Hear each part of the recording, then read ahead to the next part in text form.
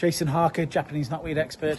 Beautiful sunny day near Manchester, and as you can see behind me, this huge amount of bamboo being planted for privacy, as was often done, you know, in the 80s, 90s, 2000s. It was actually recommended on many gardening programs on the TV as an ideal plant to create privacy, and it certainly has done that. The only problem is that it is bordering on invasive. It really is. It grows very quickly. It pushes out all of the plants. The rhizomes can lift flags and damage drains. It really is an issue, and that's why this person's got us out to have a look at it with the idea of removing it. And we'd probably recommend excavation for this particular one because access is quite good rather than chemical treatment. So we'll get it excavated, we'll get it sorted, and then the client will be happy.